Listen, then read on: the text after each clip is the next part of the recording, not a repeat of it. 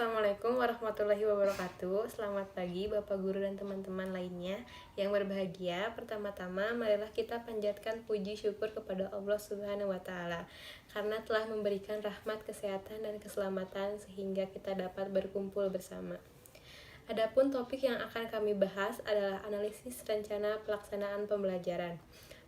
Perkenalkan, nama saya Malika Nur Agustin yang akan bertugas sebagai moderator pada hari ini. Saya akan membimbing jalannya diskusi ini. Adapun anggota kelompok saya adalah Putri, Siska, dan Apridita. Sedangkan rangkaian acara yang akan kita lewati adalah ke sesi yang pertama adalah pembukaan. Mari kita mengucapkan bismillah bersama-sama. Bismillahirrahmanirrahim. Selanjutnya adalah penyampaian dan penyajian materi. Yang pertama, saya akan menjelaskan perkembangan revisi RPP.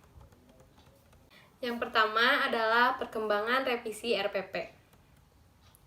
Pada RPP 1 lembar kelas 2 semester 1, revisi 2020-2021 ini, tema pembelajaran masih sama dengan versi sebelumnya, sesuai program tahunan.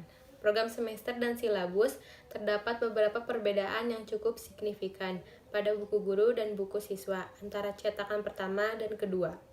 Pada cetakan pertama, tema berjudulnya Kegiatan Sehari-hari.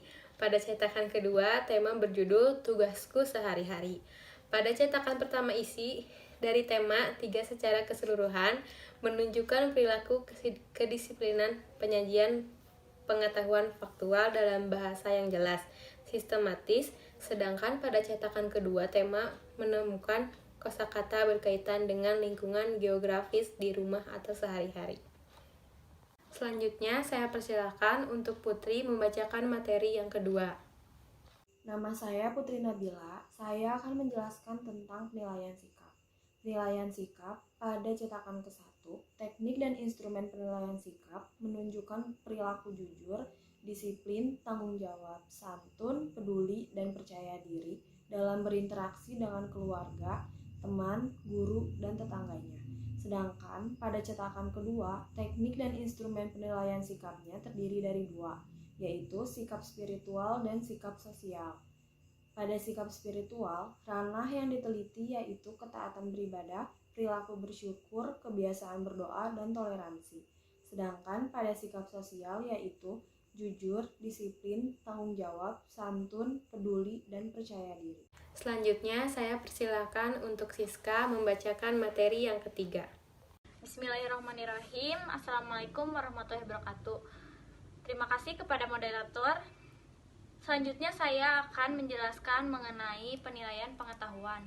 Pada catatan RPP tentang teknik dan instrumen, penilaian pengetahuan meliputi 2 tes, yaitu tes tertulis dan observasi pengamatan. Pada tes tertulis, teknik yang digunakan yang pertama memilih jawaban, misalnya jawaban benar atau salah dan sebagainya. Yang kedua, mensuplai jawaban seperti mengisi dan melengkapi, menjawab dengan singkat, dan menguraikan. Pada tes observasi atau pengamatan digunakan pada saat berdiskusi, tanya jawab, bercerita, berpidato, dan berpendapat. Sedangkan pada cetakan kedua, teknik instrumen penilaian pengetahuan meliputi 3 tes, yaitu tes tertulis, tes lisan, dan penugasan. Pada tes tertulis, teks soal dan jawabannya tertulis, yaitu berupa pilihan ganda, isian benar atau salah, menjodohkan, dan menguraikan. Pada tes lisan, berupa pertanyaan-pertanyaan, perintah, kuis yang diberikan secara lisan dan siswa merespon pertanyaan tersebut secara lisan. Dan yang terakhir pada penugasan. Pada penugasan berupa pemberian tugas kepada peserta didik baik untuk dilakukan di sekolah, rumah, maupun di luar sekolah. Terima kasih. Selanjutnya, saya mempersilahkan untuk Apridita membacakan materi yang terakhir. Nama saya Apridita Salsabila. Di sini saya akan menjelaskan tentang penilaian keterampilan. Pada RPP lengkap, teknik dan instrumen penilaian sikap berupa penilaian sikap spiritual, berperilaku syukur, berdoa sebelum belajar, dan toleransi dalam beribadah. Sedangkan pada RPP 1 lembar, Teknik dan instrumen penilaian keterampilan meliputi 2 teknik penilaian, yaitu penilaian observasi dan tes tulis. Jenisnya multiple choice. Penilaian berupa kumpulan lembar observasi, pilihan ganda atau Google Form, dan LKPD. Selanjutnya adalah sesi penutup. Demikian tadi presentasi kelompok kami.